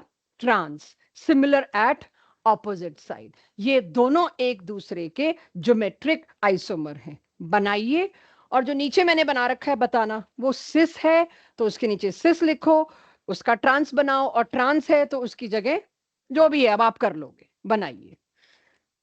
ज्योमेट्रिकल आइसोमेरिज्म साइक्लोएल्केन्स में मिलता है और वो ये है, और आइडेंटिफाई करिएगा। Check these 4 forms. क्या फर्स्ट और सेकंड आपस में ज्योमेट्रिकल आइसोमर है? यस और नो? ध्यान से देख लेना, कौन से वाला है सिस ट्रांस ढूंढो। पहले वाला है दोनों नीचे सिस, दूसरे वाला एक ऊपर एक नीचे ट्रांस। ऐसे ही उसमें भी। अब मैं सिस ट्रांस तो पूछ ही नहीं, कुछ ज्यादा ही आसान है, ये बहुत ज्यादा आसान है। मेरा सवाल ये है, सेकंड और थर्ड आपस में क्या है? पोजीशन आइसो, रोटेशन तो भूल जाओ साइक्लो में। पोजीशन आइसोमर, ये मैंने लिखा है तो आपको पता लग रहा है, ना लिखा होता तो आपको थोड़ा सोचने पे मजबूर होते आप, और मैं कहती आईयूपीएसी नेम सोचना जरा। भाई number of carbon atom same है, हाइड्रोजन सेम है तो पक्का मॉलिक्यूलर फॉर्मूला सेम। लेकिन दोनों में अगर मैं कहती आईयूपीएसी नेम सोचो, तो मैं क्या सोचती? 1 2 3 4 साइक्लोब्यूटेन, तो मेरा वर्ड रूट आ जाना था। 1 2 डाई मिथाइल, 1 2 डाई मिथाइल। इसमें क्या देती मैं? 1 3 डाई मिथाइल। सिर्फ मिथाइल ग्रुप की पोजीशन का फर्क था, इसीलिए ये पोजीशन आइसोमर्स। ये पास्ट ईयर से उठाया है मैंने, और 4 ऑप्शन में ऐसे ही 4 और बना रखे थे तो पूरा पेज घिर जाता और हमारा दिमाग खराब हो जाता। इतने साइक्लिक एक साथ हाउ टू हैंडल, 4 ऑप्शन में अलग दे दिए। तो ऐसा एक क्वेश्चन आपको जरूर, मेरी एक आइसोमेरिज्म, स्टीरियो आइसोमेरिज्म की एक डीपीपी जो मेरे को पूरा आइसोमेरिज्म होने पे देनी है, उसमें एक क्वेश्चन जरूर ऐसा मिलेगा जिसमें मैंने 7 फॉर्म्स बना रखे हैं ऐसे ही। ढूंढो इसमें से कौन कौन से आपस में पोजीशन आइसोमर्स हैं और कौन कौन से आपस में ज्योमेट्रिकल आइसोमर्स हैं। जब एक सारी बहुत फॉर्म्स आती हैं तो थोड़ा सा आप पे प्रेशर पड़ता है। सो ये आपके लिए हुआ ज्योमेट्रिकल आइसोमेरिज्म खत्म एल्केन्स का। अब इसके बाद जो भी मैं पढ़ा रही हूं, क्योंकि मेरे को फ्लो चाहिए, ना नोट कर पाए डोंट माइंड इट, राइट? ना नोट कर पाए तो प्लीज उसको बुरा मत मानिएगा, जरा समझ लीजिए, क्योंकि वो समझने वाली चीज है, बहुत इजी पार्ट है। सो यहां पर मेरा एल्केन्स को लेके आइसोमेरिज्म भी खत्म। अब आता है properties of alkanes. Properties of alkane में हम बॉइलिंग पॉइंट, मेल्टिंग पॉइंट की बात करते हैं, राइट? कंबशन की नहीं। प्रॉपर्टीज का मतलब जलाना नहीं होता, प्रॉपर्टीज का मतलब solubility, boiling point, melting point, इस तरह की चीजें होता है। समरी डाल दी मैंने एक, ये लिखना मत प्लीज, क्योंकि आइसोमेरिज्म के अभी तक मैंने स्टीरियो की कोई डीपीपी नहीं दी है, इसीलिए मेरे को एक समरी डालनी जरूरी थी। जैसे ही डीपीपी मिल जाएगी फिर आपको दिक्कत नहीं आएगी। स्ट्रक्चरल आइसोमेरिज्म हमने पढ़ लिया, इसमें अक्सर चेन पोजीशन भी मिलता है, बट मैंने एक लिख दिया which we have already done. ठीक है, तो इसमें चेन मिलता है, पोजीशन भी मिलता है, जो मैंने अभी अभी पिछली स्लाइड पे आपको दिखा दिया। तो मेरे लिए ये इतना बड़ा वो नहीं था जितना मेरे को स्टीरियो आइसोमेरिज्म साथ साथ अब मिला के चलना है कि बच्चों क्या क्या पढ़ चुके हो। स्टीरियो आइसोमेरिज्म में एक तो कन्फॉर्मेशनल स्टैगर्ड एक्लिप्स वाला सारा पार्ट, दूसरा साइक्लोहेक्सेन में मैंने एक और पढ़ा था, बोट, चेयर। ये सारे क्या थे? फ्री रोटेशन वाले, कन्फॉर्मेशन। और ज्योमेट्रिकल आइसोमेरिज्म साइक्लोहेक्सेन में हमने अभी भी पढ़ा, cis trans. Optical isomerism class 12th में आएगा। तो एल्केन को पूरा क्लोज हम करेंगे कहाँ जाके? ऑप्टिकल में। बट अभी आपको जो नेक्स्ट क्लासेस में जैसे ज्योमेट्रिकल अभी एल्कीन का कंप्लीट हो जाएगा, यहां तक की डीपीपी एक डेडिकेटेड अलग मिलेगी स्टीरियो आइसोमेरिज्म पे, कि कल को आपको कभी रिवाइज करना तो आपको पता हो एक डीपीपी में इसके बेस्ट क्वेश्चंस हैं। तो ये नोट करने के लिए नहीं थी स्लाइड, ये सिर्फ आपको बताने के लिए कि आप क्या कर रहे हैं। फिजिकल प्रॉपर्टीज ऑफ एल्केन, यहां मेरे को नोट के बजाय पहले सुनना है, उसके बाद नोट भी करेंगे, इसको इंपॉर्टेंट है। इनसॉल्युबल इन वाटर, एलपीजी की सबसे बड़ी प्रॉब्लम आपको पता है, लीक करती है तो क्या होता है? एस्केप करती है। इस पे पानी का कोई असर नहीं है कि पानी में डिसॉल्व होके गिर जाएगी। It is insoluble in water. Water में सॉल्युबल होने के लिए क्या चाहिए? Hydrogen bonding. इसमें कहाँ कोई ऐसा हाइड्रोजन है जो हाईली पॉजिटिव हो, कहाँ कोई ऐसा ऑक्सीजन है जो हाईली नेगेटिव हो? तो हाइड्रोजन बॉन्डिंग है नहीं, तो इसकी वाटर में सॉल्युबिलिटी का तो सवाल ही नहीं पैदा होता। मैंने आपसे एक सवाल पूछा था, आपके चारों तरफ कोई एल्केन जिसको आप हैंडल कर सको, वैक्स, कैंडल्स, वो है आपके लिए, राइट? वो एक ऐसा एल्केन है जिसको आप बड़े इजीली हैंडल कर सकते हैं। हायर एल्केन्स हैं तभी जाके सॉलिड हुए, लोअर एल्केन्स तो गैसेस होते हैं। बहुत बड़े एल्केन्स हैं वो जो सॉलिड हैं। तो वैक्स आप देख लीजिए कहाँ है वाटर में सॉल्युबल, बिल्कुल भी नहीं। सो इनसॉल्युबल इन वाटर, और उसकी वजह क्या है? कोई फोर्स ऑफ अट्रैक्शन ही नहीं एग्जिस्ट कर रहा है इसका वाटर के साथ। क्यों नोट करने से मना किया है? क्योंकि अब मेरे को थोड़ा सा आपको दिमाग चलवाना है। Boiling point increases with increase in carbon number. जैसे जैसे एल्केन बड़ा होता जाएगा, लुक हियर, ये है suppose ethane, propane, butane, this, जैसे जैसे एल्केन बड़ा होता जाएगा क्या होता जाएगा? सरफेस एरिया बढ़ता जाएगा। अगर सरफेस एरिया बढ़ता जाएगा तो क्या होगा उससे? आप मुझे बताइए, बॉइलिंग में आप क्या करते हो? लिक्विड है ये, लिक्विड के दो मॉलिक्यूल्स इतनी दूर, गैस के इतनी दूर। तो बॉइलिंग में आप क्या करते हैं? जो दो मॉलिक्यूल्स पार्शली अट्रैक्टेड है, बहुत थोड़े से अट्रैक्टेड है, उनको और दूर कर देते हैं। तो इफ आई से फोर्स ऑफ अट्रैक्शन जितना ज्यादा होगा उतना ही बॉईल करना मुश्किल। लिक्विड के मॉलिक्यूल्स लिक्विड ही रहना चाहेंगे because we share little attraction, और मुझे जो हीट देनी है वो इन्हीं दोनों को दूर करने के लिए देनी है। इफ आई से फोर्स ऑफ अट्रैक्शन, तो कोई बॉन्ड तो बन नहीं रहा दो ब्यूटेन के बीच, दो पेंटेन के बीच। हो क्या रहा है? दो एल्केन के मॉलिक्यूल्स के बीच बहुत ही वीक फोर्सेस हैं। इफ यू रिमेंबर, हमने एक बार किया है वेन डर वाल फोर्सेस। केमिकल बॉन्डिंग खत्म करते ही मेरे को थर्मो शुरू करना था। इन दोनों के बीच में मैंने एक लेक्चर लगाया था वेन डर वाल फोर्सेस का और हाइड्रोजन बॉन्डिंग के साथ। तो यहां पर लंदन फोर्सेस, डिस्पर्शन फोर्सेस दो नामों से जाने जाते हैं। आपको किसी चीज को बॉयल करने में या मेल्ट करने में यही तोड़ने हैं। आप कार्बन हाइड्रोजन के बॉन्ड नहीं तोड़ रहे, वो तभी तक हम तोड़ नहीं पाए। पाई बॉन्ड ही तोड़ी जा रहे हैं इतनी देर से। या तो ग्रिग्नार्ड लाओ, गिलमैन लाओ, कुछ तो लाना पड़ेगा। सो यहां पर ये फोर्स तोड़ने का मतलब है लिक्विड को गैस बनाना। तो ये फोर्स जहां पर ज्यादा होंगे वहां बॉइलिंग पॉइंट ज्यादा होगा। अगर आप मेरे हाथों से समझ पाए हो, मुझे बताइए सरफेस एरिया कहां ज्यादा है? इथेन के ब्यूटेन, ब्यूटेन में। वेन डर वाल फोर्सेस सरफेस एरिया के डायरेक्टली प्रोपोर्शनल होते हैं। जितना बड़ा सरफेस एरिया उतना ज्यादा अट्रैक्ट करेंगे। तो ब्यूटेन का बॉइलिंग पॉइंट ज्यादा होना चाहिए एज कंपेयर टू इथेन। और अगर मैंने हेप्टेन दे दिया वो तो एकदम ही ऊपर जाएगा। हायर एल्केन सॉलिड क्यों है? हायर एल्केन मतलब 25-30 कार्बन की चेन, उनका सरफेस एरिया इतना बड़ा है कि उनमें इतना फोर्स ऑफ अट्रैक्शन आ गया। वो लिक्विड नहीं है, सॉफ्ट सॉलिड्स हैं जिसको आप इजीली क्रश कर सकते हो, सॉफ्ट सॉलिड्स हैं। तो यानी कौन डिसाइड कर रहा है बॉइलिंग पॉइंट? सिर्फ इकलौती एक चीज, वेन डर वाल फोर्सेस, लंदन फोर्सेस। और वो किसके ऊपर प्रोपोर्शनल है? वो प्रोपोर्शनल है सरफेस एरिया पर। ठीक है, ये बात मैं मान गई, बड़ा आसान है। कार्बन के, तभी मैंने एक लाइन लिख दी, बॉइलिंग पॉइंट इंक्रीज करता जाएगा जैसे जैसे number of carbon atoms increase करते जाएंगे। लेकिन जिनमें कार्बन एटम सेम हो तो बीच में जो लोग लिख रहे हैं मैं अभी भी अवॉइड करना चाहूंगी, क्योंकि मेरे को 12th के हर चैप्टर का एक पन्ना स्टेपल कराना है आफ्टर दिस स्लाइड। पढ़ना ही नहीं है आपने वो, जहां वेन डर वाल फोर्स आएगा। ये तीनों पेंटेन है बच्चों, देखना एक बार। मेरे को जब लालच आता है कि मैं एक बार फिर आइसोपेंटेन याद करा दूं, नियोपेंटेन याद करा दूं, मैं जरूर कराऊंगी। Check these 3। नीचे क्या लिखा है मत देखना, don't kill your own concept. Surface area क्या लगता है, यहां ज्यादा कि यहां ज्यादा? लिखा है मैंने मैक्सिमम सरफेस एरिया। क्यों?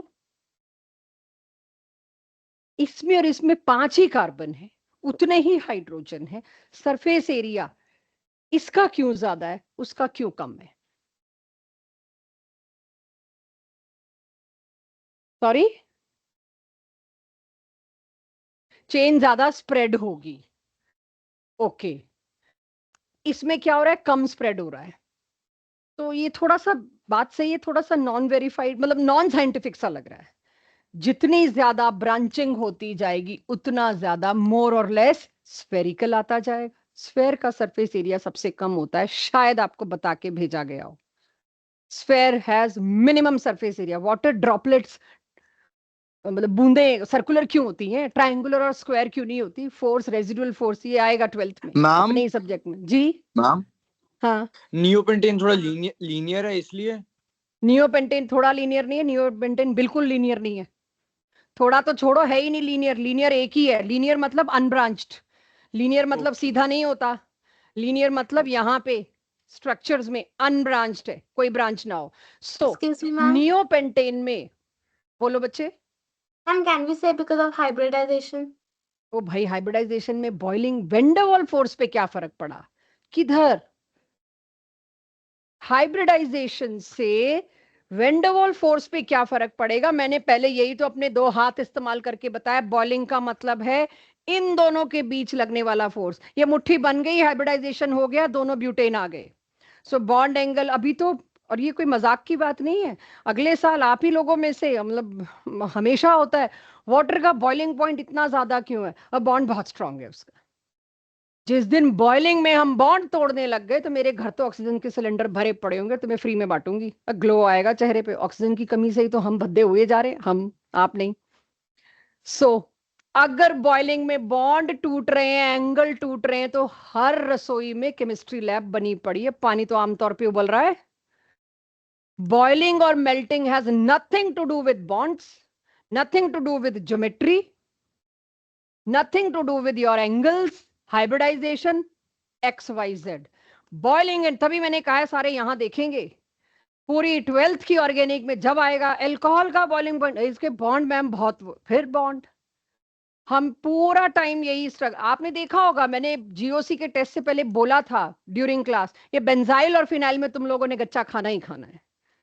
बेंजाइल का मतलब बेंजीन रिंग के ऊपर पॉजिटिव चार्ज नहीं, बेंजाइल का मतलब बेंजीन के पास एक CH2। तो ये ऐसे ही नहीं बोला कि आपकी शक्ल पे लिखा है, प्रोडक्शन ही यही आ रहा है सामने, वो ये गलती करते ही करते हैं, ये तो फिट होके आ रहा है, ये गलती तुमने करनी है। सेम इज दिस, बॉइलिंग और मेल्टिंग में जिस दिन तुमने बॉन्ड तोड़ दिए, उस दिन अपने घर की किचन के आगे किचन हटा के केमिस्ट्री लैब कर देना। केमिकल्स बन रहे हैं उसके अंदर, बॉन्ड नहीं तोड़ रहे आप घर पे एक भी। ठीक है, ये ध्यान रखिएगा। सो यहाँ पे कोई हाइब्रिडाइजेशन कुछ नहीं, सिर्फ और सिर्फ एक चीज देंगे आप पूरी ऑर्गेनिक में, बॉइलिंग और मेल्टिंग में, van der Waals force which act on surface. Higher the surface area, higher is the van der Waals force, higher is the attraction, higher is boiling point. इसका क्योंकि ब्रांचिंग की वजह से आप बहुत ज्यादा स्फेरिकल ज्योमेट्री की तरफ चले गए।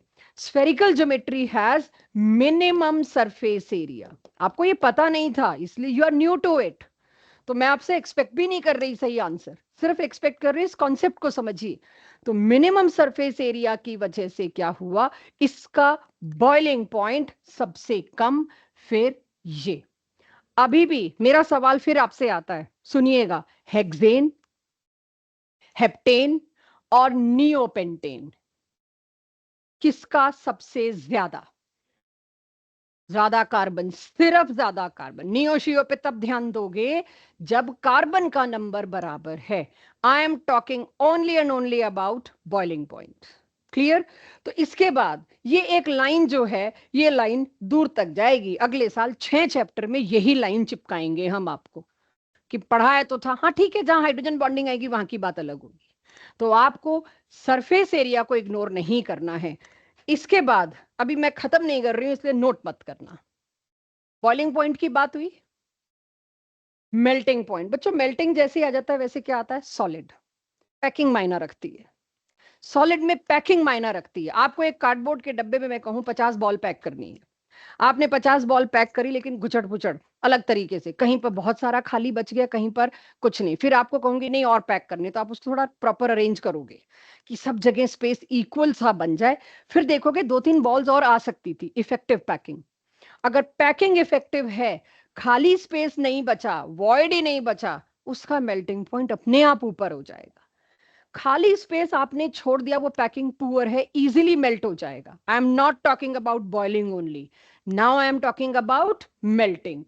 आपने देखा होगा पूरे नॉमेनक्लेचर में हम ऐसे बनाते रहे एल्केन्स को, जिगजैग। और तब भी मैंने कहा था जिगजैग क्यों बनाते हैं, इसका रीजन सही टाइम पे आएगा तब बताऊंगी।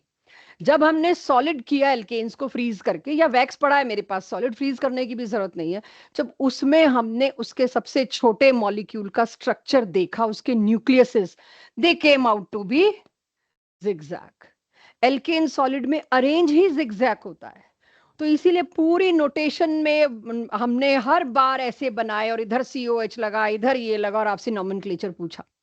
तो जब रियल में एल्केन ऐसा है तो मैं ऐसा क्यों ना बनाऊं शुरू से। तो एल्केन जब सॉलिड स्टेट में आते हैं, एल्केन के मॉलिक्यूल्स तो पैक करेंगे। अब देखना है कितने कार्बन है इसमें। तो क्या है, एन पेंटेन। एन पेंटेन के जब तो लिक्विड है, मॉलिक्यूल्स दूर दूर भाग रहे हैं, मतलब काफी दूर है एक दूसरे से, फ्लूइड है। जैसे ही वो सॉलिड बनेगा क्या होगा, धीरे धीरे वो पार्टिकल्स पास आएंगे, एनर्जी लिबरेट होगी। पास आने में देखना, 1 2 3 4 5, दोनों में 5 5 है। ये दोनों ऐसे पैक होंगे। ऑड नंबर ऑफ, कोई भी ऑड नंबर ऑफ कार्बन वाला alkane, be it pentane, be it heptane, be it nonane, propane, odd number वाले ये दो सामने सामने आ जाएंगे। जब ये दो सामने आ गए, इसको काफी पास ले आओगे, मैं पास नहीं लाई कहीं आपको एक ही चेन ना लगे, तो एकदम एकदम पास चिपक जाएंगे। ये जगह तो खाली बचेगी, वॉइड, खोखली जगह बच गई। लेकिन जब मेरे पास आया इवन नंबर वाला, चेक। इवन नंबर वाले में मेरे को क्या फायदा हुआ, 1 2 3 4, जिस तरह से एक है वैसे ही सारे आएंगे। आप ये नहीं कह सकते इसको पलट के कर देते, ऐसे कर देते, वैसे कर देते, तुम्हारे हाथ में तो है नहीं। मैं जब एल्केन को सॉलिडिफाई कर रही हूं, हर सॉलिड का फिक्स्ड क्रिस्टल स्ट्रक्चर डिसाइडेड है। आपको भी स्किन पे कहीं चोट लगती है तो उसकी जगह कोई अलग कलर की स्किन तो नहीं आ जाती, जब दोबारा आती है सेम आती है। तो ऊपर वाले ने पहले ही इंजीनियरिंग डाल के भेजी कि बेटा तुम नहीं कुछ कर सकते, जो तुम्हारी स्किन का कलर है, जो टेक्सचर है, वही आएगी कट के भी दोबारा। तो यहाँ पे भी तो वही है, एक मॉलिक्यूल का जो ओरिएंटेशन है दूसरे का भी वही ओरिएंटेशन फिक्स्ड है। आपको ये ऐसे हो जाता वैसे हो जाता, not possible, I don't find it in nature. यहां पर इतनी खाली जगह बची, हर पेंटेन ऐसे ऐसे ऐसे ऐसे आके लगता जाएगा। हर पेंटेन, दो पेंटेन के बीच इतना स्पेस वेस्ट हुआ, पैकिंग पुअर। पैकिंग पुअर तो उसको तोड़ना आसान हो गया। लेकिन अगर मेरे पास इवन नंबर है, इवन नंबर में क्या होगा, ये इसी तरह से सेट होते जाएंगे। इतनी भी स्पेस मेरे को दिखानी है आपको, इसीलिए दिखा रही हूं, तो पास चिपक जाएंगे। No space wastage, very good packing. तो सरफेस एरिया बैक सीट पे गया और फ्रंट सीट पे कौन आ गया, पैकिंग। गुड पैकिंग की वजह से ब्यूटेन ज्यादा मेल्टिंग पॉइंट शो करेगा, जबकि पेंटेन का सरफेस एरिया ज्यादा होने के बावजूद भी उसकी बैड पैकिंग की वजह से उसका मेल्टिंग पॉइंट थोड़ा सा कम हो गया, उसको क्रश करना इजी हो गया। तो ये पड़ोसी पड़ोसी के लिए है जिनमें एक आधे कार्बन का फर्क हो। तो इसके इस बिहेवियर को और बेटर समझने के लिए क्या ये मैं ब्लाइंडली कह सकती हूँ, चेक। इवन वालों की हमेशा पैकिंग अच्छी होगी, ऑड वालों की हमेशा पैकिंग बुरी होगी। तो इवन जिनका कंपेरेबल सरफेस एरिया है, मतलब सरफेस एरिया आसपास ही हो, एक आधे कार्बन का फर्क है, इसीलिए हम यहां पर बोल देते हैं कंपेरेबल सरफेस एरिया में चुपचाप इवन को आगे रख दो। But what happen if I see this, check. 3 ले आई मैं। अगर तो सिर्फ सरफेस एरिया लगता होता तो मैंने क्या करना था, हेक्सेन का ज्यादा, फिर पेंटेन और फिर butane, number of carbon atom पे ही तो आनी है सारी बात। तो expected according to surface area should be this. लेकिन हमको पता है इन दोनों में बच्चों कितने कार्बन का फर्क है, 1, और वो भी सॉलिड मेल्टिंग पॉइंट। तो इन दोनों में तो किसको आगे रखना चाहिए मेरे को, इवन वाले को। अच्छा, इन दोनों में भी तो एक ही, इन दोनों में किसको रखना चाहिए, इवन वाले को। तो इसका सही ट्रेंड क्या रहा, ये देखिए, ऑड इवन, कौन सा आगे, इवन। ऑड इवन, कौन सा आगे, even. But when they are neighbours. तो ये बड़ा ही अजीबोगरीब जो ट्रेंड आया, इसको कैसे समझें, इसके लिए बहुत अच्छा ग्राफ दिया गया। भाई ग्राफ भी जिगजैग, कैसे, चेक। यहां मेल्टिंग पॉइंट, यहां नंबर ऑफ कार्बन एटम। अब ध्यान देना, 3 वाले से कौन ज्यादा है, 4 वाला। ऑब्वियसली इवन तो ऊपर आना ही है। उसके बाद 5 वाला नीचे चला गया, लेकिन 5 वाला इससे ऊपर है, सरफेस एरिया। 3 और 5 में क्या लग रहा है, सरफेस एरिया। 4 और 5 में क्या लग रहा है, पैकिंग। अच्छा, 5 के बाद फिर इवन नंबर आ रहा है, फिर मेरे को पहाड़ चढ़ना पड़े, उसके बाद फिर नीचे उतरना पड़ेगा। 5 और 7 में सरफेस एरिया, और जब जब आप देख रहे हैं ऑड इवन आसपास का, उसके अंदर पैकिंग। सारे इवन में मतलब क्या ही बोलूंगी, सरफेस एरिया 4 6 8। तो ये अकेला ग्राफ मेरे को मेल्टिंग पॉइंट का ट्रेंड दे देता है। यहाँ मेरी आज की क्लास खत्म होती है।